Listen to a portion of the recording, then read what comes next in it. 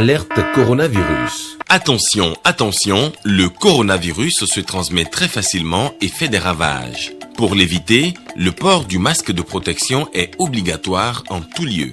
Dans l'administration publique ou privée, dans les réunions, les rencontres, dans les marchés, les magasins, les boutiques et lors des déplacements, le port du masque est obligatoire. Même dans les lieux privés, dès lors que l'on n'est pas seul, le masque doit être le fidèle compagnon.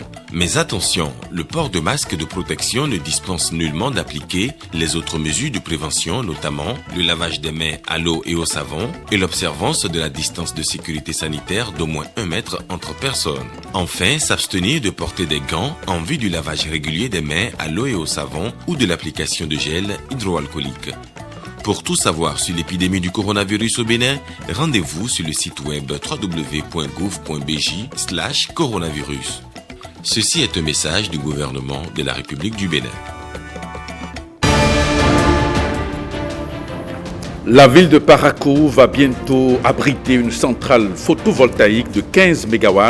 Le ministre d'État chargé du plan vient d'effectuer une visite sur le site devant accueillir cette infrastructure. Le parti Moël Bénin prône le militantisme désintéressé. Cette formation politique entend inculquer cette valeur à ses militants. Un atelier de formation s'y est penché ce week-end à Ouida. Et puis des infrastructures sportives au profit de la jeunesse. Le programme gouvernemental de construction d'une vingtaine de stades se met en place. Dans cette édition, les images des stades en construction. Bonsoir et merci de votre fidélité. Tout d'abord, ce communiqué.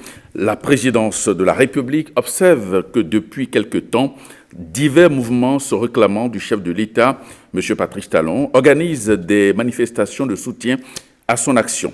À l'appui de ces manifestations, des affiches et posters à son effigie sont parfois apposés. La présidence de la République tient à rappeler aux uns et aux autres que ces pratiques ne sont conformes ni à la vision du chef de l'État, ni à son combat contre le culte de la personnalité dans notre pays. Aussi, ces mouvements sont-ils invités à bien vouloir s'abstenir de rééditer les dites pratiques. Fait à Cotonou, le 29 août 2020, le ministre d'État, secrétaire général de la présidence, Pascal Irené Koupaki. Abdoulaye Biotchane était à Parakou ce week-end. Le ministre d'État chargé du plan et du développement a visité le site de construction d'une centrale de production d'énergie solaire au quartier Ganon. Il a également échangé avec le conseil communal de la cité des Koborou. Le ministre d'État est accompagné des administrateurs du second compact du Millennium Challenge Account Bénin, une entité créée par le gouvernement béninois chargée de la mise en œuvre de l'accord de don entre les gouvernements des États-Unis et du Bénin. Ronald Robinson pour le reportage. À proximité du port sec de Parakou au quartier Ganon, Abdoulaye Biotchane, ministre d'État chargé du plan et du développement, discute avec les riverains du site de construction d'une centrale photovoltaïque de 15 MW qui s'étendra sur environ 51 hectares. Il est accompagné du coordonnateur national du Millennium Challenge Account Bénin 2. Ils ont déjà une idée de la compensation dont ils vont bénéficier et ils sont pressés d'avoir cette compensation-là. Et c'est notre obligation au niveau de ce projet et de l'ensemble du programme MCA de faire en sorte que les populations qui sont affectées par ces projets-là soient compensées à leur juste valeur. C'est un projet qui rentre dans le programme énergétique du gouvernement. Vous savez que depuis 2016, nous avons décidé d'investir suffisamment pour créer l'offre énergétique dont nous avons besoin pour notre économie. De quoi sonner le glas des pertes et désagréments causés par les délestages précédemment enregistrés, d'après Abdoulaye Biotchane, qui est encore le président du conseil d'administration du MCA Bénin 2. Ce projet de construction des centrales solaires photovoltaïques est conçu pour desservir 4 communes localement, mais aussi sur le plan national, en vue de tendre vers l'autonomisation énergétique. À l'hôtel de ville de Parakou, on est reconnaissant. Même si on en demande encore, il faut reconnaître que les impacts du programme d'action du gouvernement sont déjà visibles. À la date d'aujourd'hui, nous produisons déjà la moitié de l'énergie que nous consommons. Et d'ici la fin de l'année prochaine, nous serons en mesure de produire la totalité de l'énergie que nous consommons dans ce pays. C'est donc un progrès et c'est dans ce cadre-là que ces 4 centrales solaires vont être installées à Parakou ici, à Boïkon, à Djougou et à Natiken. Le second compact du programme MCA Bénin 2017-2022 d'un montant de 375 millions de dollars avec une contribution de 28 millions de dollars du gouvernement du Bénin est axé sur le développement de l'énergie électrique. L'objectif visé est de stimuler l'investissement privé et l'investissement dans la production et la distribution de l'électricité ainsi que l'électrification hors réseau. Cette centrale sera construite par des producteurs indépendants d'électricité. Le processus de sélection est en cours qui va prendre fin d'ici le mois de septembre-octobre. Et ensuite, ils vont prendre possession des sites. L'espoir étant qu'avant la fin du programme, en juin 2022, que la centrale soit construite et mise en exploitation. Dans le septentrion, ce projet de construction de centrales photovoltaïques compte produire 10 MW à Natitengou sur 20 hectares, 10 MW à Djougou sur 25 hectares et 15 MW extensibles avec le temps sur environ 51 hectares à Parakou. Moël Bénin est à l'école du militantisme désintéressé. Les membres du bureau politique de cette formation politique sont à Ouida pour apprendre à faire la politique autrement. Une politique qui rime avec valeurs morales et civiques. Dans l'amphithéâtre des étudiants de circonstance, il y avait aussi Eman Rodrigue Amégan et Benjamin Denangan. Reportage.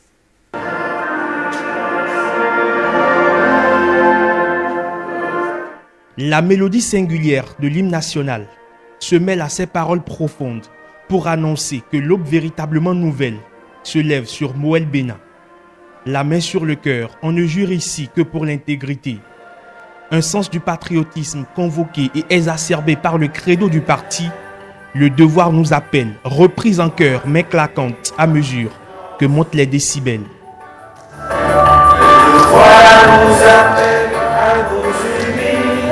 À l'école de Moël, la Moël épinière est remise à neuf.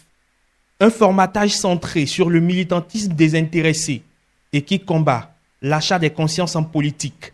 C'est d'ailleurs la raison pour laquelle l'école du parti a organisé cette formation qui vise dans un premier temps à insuffler une meilleure dynamique de fonctionnement au scrutin statutaire du parti à divers niveaux, à réhabiliter les valeurs morales et républicaines indispensables au développement humain durable, à relever le niveau de débat politique national et à renforcer la démocratie interne. À Moël Bénin, tout s'apprend, tout s'enseigne pour une expression politique dénuée du vice. Certains ne croient pas à Moël Bénin.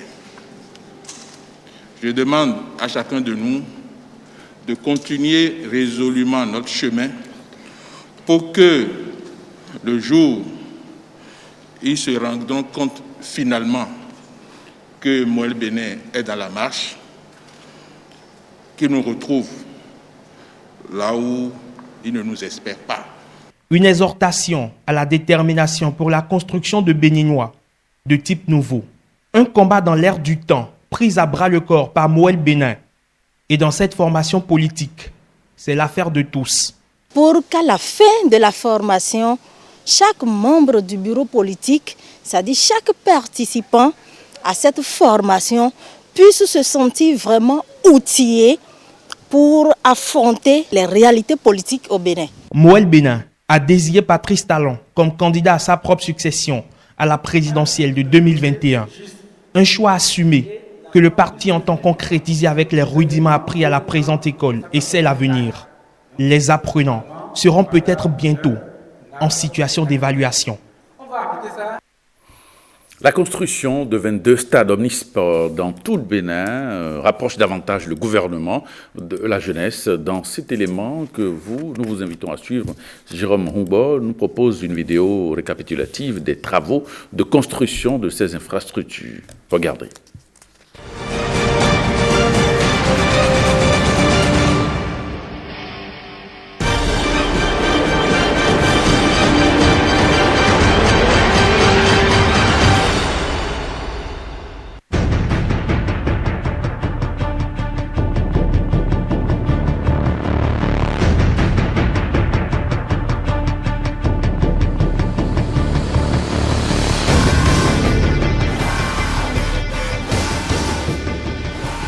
stratégie du gouvernement a consisté, en même temps que nous réhabilitons le stade de l'Amitié, en même temps que nous réhabilitons les stades de grande taille comme René Pleven et Charles de Gaulle, nous décidons de doter les communes de stades afin de permettre aux populations d'être proches d'infrastructures aux normes internationales.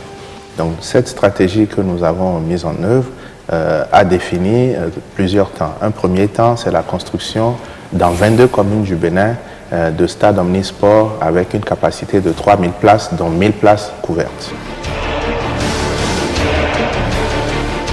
Sur le terrain, les travaux de construction des stades communaux évoluent avec diverses fortunes. Le taux d'exécution global est de 75%. Et on aura à couvrir toutes les communes du stade, mais pour l'instant, nous sommes en train de réaliser une première phase de 22 stades, répartis à travers tout le territoire béninois, naturellement. La ville de Malanville, Banikwara, Bembereke, Niki, Djougou, Kwande et Tanguieta. Abomey, de Wessé, de Savalou, Kové et Tofo. À Plahoué, Kome, Diakotome, Dogbo et Grand Popo. À Djongou, à Vrankou, Ketou. Il y a Ouida aussi avec Pobé. L'objectif est de faire en sorte que chaque commune du Bénin soit dotée d'une infrastructure sportive aux normes.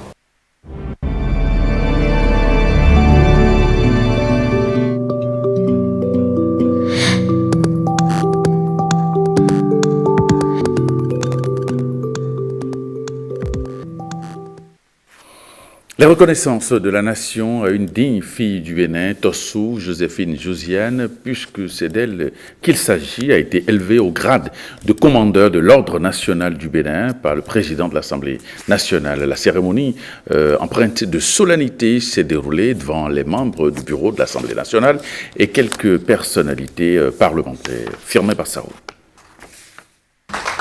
L'insigne de commandeur remis à une ancienne parlementaire par le président de l'Assemblée nationale, Louis Béhounou Vlavonou. Madame Tossou Joséphine Josiane, élevée au grade de commandeur de l'Ordre national, doit cette distinction à son parcours politique et professionnel, mais aussi à son engagement aux côtés des femmes et enfants en situation difficile. Des mérites qui lui valent cette reconnaissance de la nation. Les qualités que la République vous reconnaît aujourd'hui, chère Madame Tossou, dépasse vos seules valeurs personnelles.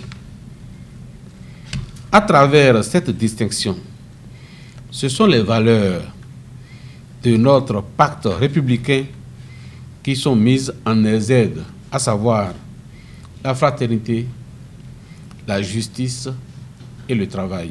Un rite républicain de grande importance qui vient auréoler celle qui, depuis quelques mois, travaille aux côtés du président de l'Assemblée nationale. Dans une société où le professionnalisme, le patriotisme et l'éthique se font de plus en plus rares, une telle distinction ne peut que réjouir la récipiendaire, de même que ses parents.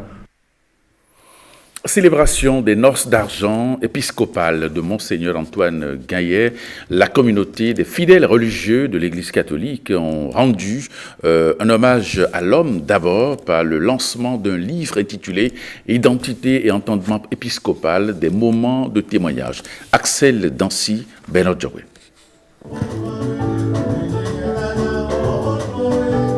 Plus qu'un rendez-vous festif pour ces prêtres et fidèles de l'Église catholique béninoise, le 20 août incarne la symbolique des valeurs partagées par ce octogénaire. Les festivités des noces d'argent épiscopales de Monseigneur Antoine Gaillet s'ouvrent ainsi par une prière. Ô Marie, conçue sans péché, priez pour nous qui avons le pouvoir.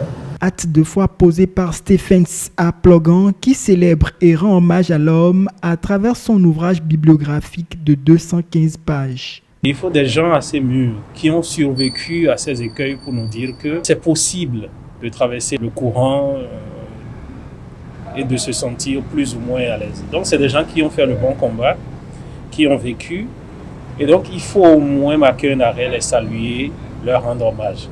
Et les 25 ans d'épiscopat de Monseigneur Gaillet se pointe comme une occasion solennelle pour le célébrer, mais surtout poser un questionnement qui doit être le prêtre et qui peut être l'évêque. C'est un homme tranchant, c'est un homme de décision. Après avoir beaucoup écouté, Monseigneur Gagné a l'habitude de trancher et il tranche bien.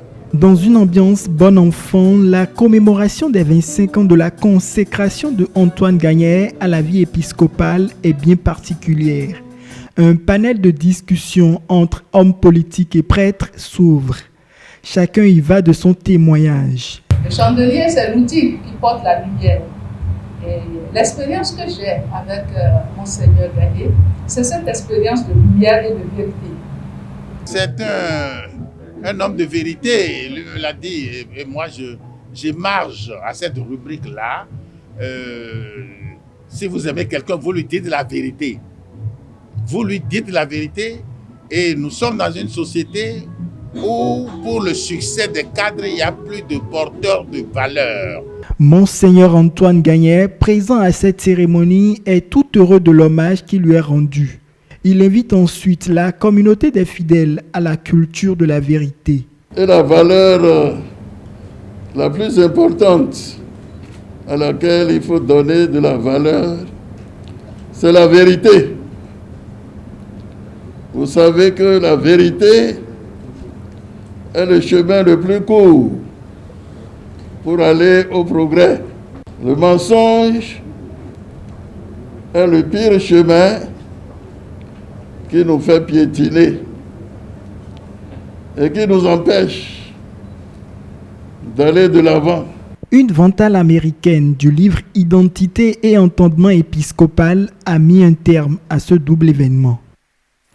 48 récipiendaires ayant suivi leur formation en artisanat ont reçu ce week-end le diplôme de master en gestion d'entreprise de rue. C'est une initiative de l'ONG Interview Solutions Bénin en partenariat avec CIF Assurance Vie, Gilles Danso, Louis Koulogo. Ils ont désormais leur master en gestion des entreprises de rue. Ces artisans, après 3 mois de formation, reçoivent leur parchemin, des aptitudes pouvant leur permettre de gérer efficacement leurs entreprises afin d'y apporter une plus-value. L'ONG Interwave Solutions et CIF Assurance Vie concrétisent ce rêve. Un rêve que salue ici le président de la Confédération nationale des artisans du Bénin, CENAB. En plus, la formation technique que vous avez reçue également toutes les capacités managériales pour diriger votre entreprise. On peut vous faire confiance. Vous allez faire des économies pour votre entreprise, mais en même temps, vous contribuez au développement de notre pays, le Bénin. CIF Assurance Vie travaille pour l'autonomisation des artisans et surtout leur formation. On a constaté que le secteur des assurances est généralement réservé à certaines élites. Il y a beaucoup de franges de la population, les plus nombreux d'ailleurs, dont les artisans que vous êtes, à qui on n'a jamais pensé, et on s'est dit, mais non, cette frange de la population, elle est extrêmement importante, elle travaille beaucoup, elle participe aussi à l'économie nationale. Le ministère des Petites et Moyennes Entreprises et de la Promotion de l'Emploi s'inscrit dans ce registre. Que ce soit au niveau du foyer, au niveau des communautés, qu'au niveau global national, la question demeure. Et sans l'emploi, sans cette autonomisation des individus qui impactent les cellules à la base jusqu'au niveau de la société, il ne peut y avoir de paix, il ne peut y avoir de stabilité. L'organisation Interwave Solutions Bénin mise sur la qualité de la formation, surtout dans le milieu artisanal. Le chef de l'État, son Excellence, M. Patrice Talon, lorsqu'il a pris les destinées de notre nation, menant déjà des réflexions sur comment faire pour faire avancer ce secteur, en un an, de 2016 à 2017, a fait avancer d'un pas le secteur artisanal à travers les réformes. C'est ainsi que le secteur artisanal est passé de la 3e position à la 2e position en tant que secteur porteur à l'économie nationale. Des entreprises prospères, des foyers épanouis et une communauté plus harmonieuse. Et voici maintenant notre coup d'œil hebdomadaire sur la toile. Au menu des actualités en vue sur le net cette semaine, le paradoxe du premier au CEP 2020, une file de sécurité sur certains téléphones portables ou encore le divorce inattendu entre Lionel Messi et le FC Barcelone. Suivez la compilation avec Maurice Tantan. Un résultat inattendu qui suscite des réactions. Le premier au CEP 2020 a fait parler de lui cette semaine sur la toile à cause de son échec au concours d'entrée au Prytanée militaire de Bembereke. La nouvelle, à peine croyable, a nourri des interrogations et des commentaires. Beaucoup en sont stupéfaits et se demandent comment cela a pu arriver au génie Triomphe Eliel Godogwe. Pour certains, ce résultat improbable démontre tout le charme des concours. Tout peut arriver. Pour d'autres, le jeune garçon aurait dû être dispensé de ce concours en raison de son résultat brillant au CEP.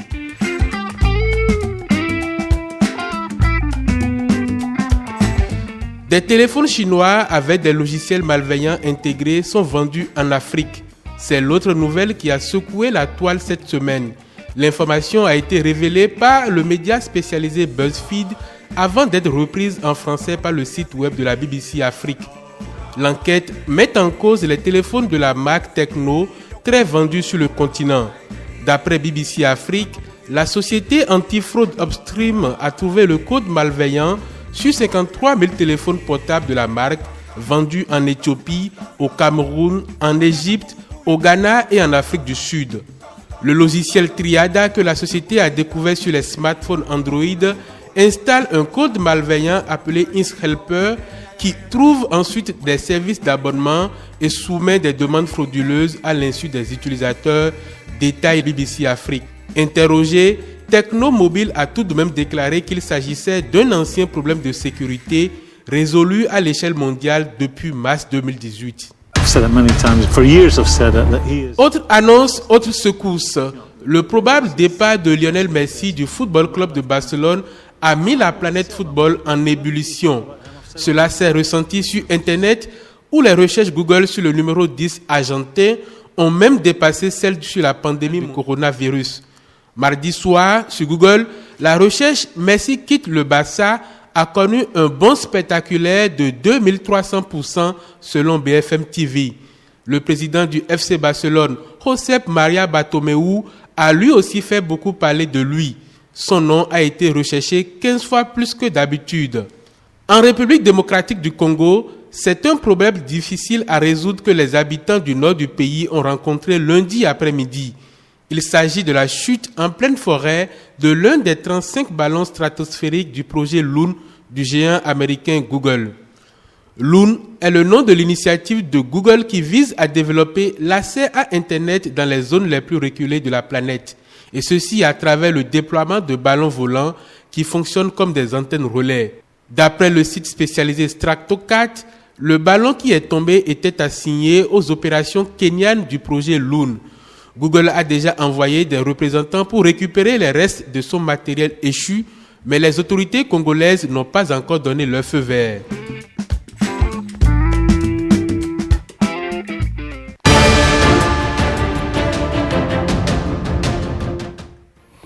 À l'étranger, maintenant, au Mali, une première concertation pour la transition organisée par la junte au pouvoir après le coup d'État du 18 août a été reportée à la dernière minute en Chine.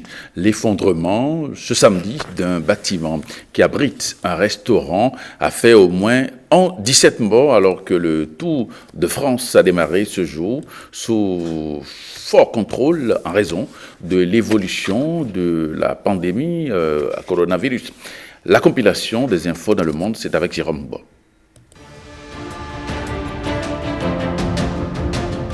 Au Mali, la première concertation n'a finalement pas eu lieu. La transition promise par la junte au pouvoir a tourné court ce samedi 29 août. Les colonels qui ont déposé le président Ibrahim Boubacar Keïta le 18 août dernier ont promis de rendre les clés aux civils au terme d'une transition d'une durée non fixée. Ceux-ci avaient convié les partis, les organisations de la société civile et d'autres anciens groupes rebelles à de premiers échanges, mais ils n'avaient pas invité en tant que tel le mouvement du 5 juin. Or, c'est cette coalition de chefs religieux et de membres de l'opposition et de la société civile qui a mené pendant des mois la contestation contre le président Keïta. Les militaires se retrouvent désormais sous la double pression du M5 et des pays ouest-africains voisins. L'imam Mahmoud Diko a mis en garde sans ménagement vendredi les militaires qui viennent de prendre le pouvoir, les pressant de tenir la promesse du changement et refusant de leur donner carte blanche. Pendant ce temps, une cérémonie se tient à Bamako en hommage aux victimes des troubles qui ont éclaté en juillet. En effet, le 10 juillet, une manifestation à l'appel du mouvement du 5 juin avait dégénéré en 3 jours de troubles civils les plus graves à Bamako depuis 2012. Le gouvernement avait fait état de 11 morts, l'opposition parlant de 23. En Chine, l'effondrement ce samedi d'un bâtiment qui abrite un restaurant a fait au moins 17 morts. Les secours, poursuivant leurs recherches pour tenter de sauver d'éventuelles personnes encore ensevelies, a indiqué un média officiel. Le drame est survenu vers 9h40 heure locale à Xianfen, dans la province du Shanxi, au nord. En début de soirée, 45 personnes avaient été sorties des décombres, dont 17 morts, 7 blessés graves et 21 personnes légèrement touchées, d'après la même source. En Afghanistan, de nombreux habitants ont perdu leurs emplois pendant la pandémie du coronavirus, avec la fermeture des commerces et des écoles. Et pour survivre, plusieurs d'entre eux se tournent vers la culture de l'opium pour gagner de l'argent pendant la saison de récolte du pavot. On sait que le pavot est très dangereux, mais on le cultive pour résoudre nos problèmes financiers, et c'est parce qu'il n'y a pas de travail.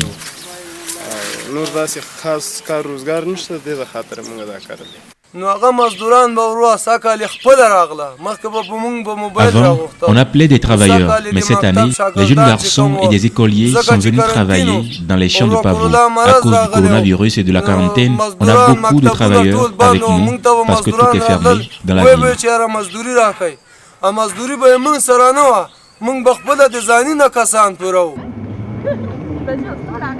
Du cyclisme, des forces de l'ordre qui surveillent, des fans de vélo qui font contre mauvaise fortune bon cœur. La première étape de Tour de France 2020 qui part de Nice est plus que jamais marquée par les précautions prises en raison de la persistance de la circulation du virus du Covid-19. Les conditions actuelles, on s'y attendait un peu, sauf les départs à huis clos et l'arrivée où il faudra être à 185 mètres de la ligne, ça c'est un peu embêtant. Bon, mais on a l'occasion de voir passer 2 fois les coureurs rapidement. Ça va être compliqué, c'est sûr.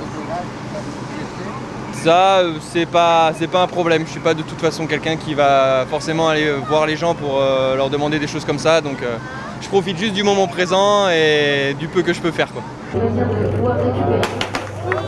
Les 176 coureurs des 22 équipes devront porter le masque dans les zones de départ et d'arrivée. Cette annonce intervient au moment où l'épidémie a repris une progression exponentielle en France, selon l'expression de la Direction générale de la santé, qui a annoncé vendredi plus de 7000 nouveaux cas d'infection en 24 heures. Le port du masque est désormais obligatoire dans plusieurs grandes villes françaises, dont Paris, sous peine d'une amende de 135 €.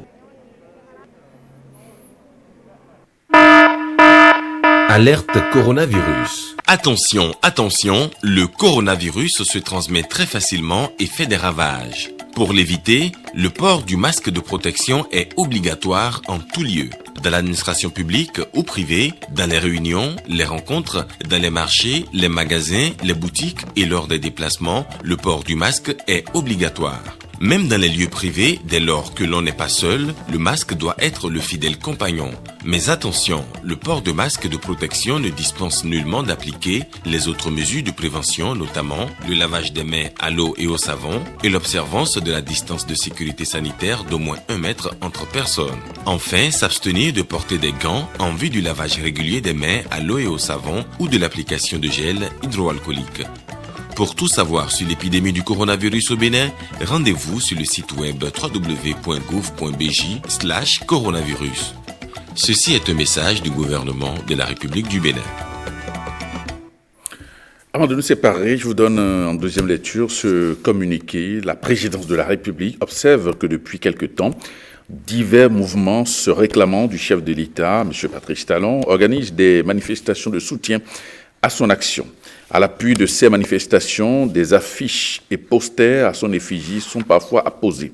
La présidente de la République tient à rappeler aux uns et aux autres que ces pratiques ne sont conformes ni à la vision du chef de l'État, ni à son combat contre le culte de la personnalité dans notre pays. Aussi, ces mouvements sont-ils invités à bien vouloir s'abstenir de rééditer les dites pratiques. Fait à Cotonou le 29 août 2020, le ministre d'État, secrétaire général de la présidence, Pascal Ironé Koupaki. Eh bien, ce journal se refait. Merci de votre attention. À 23h30, Rachida Biomaman dans ce studio pour le JT Soir. Merci et à demain.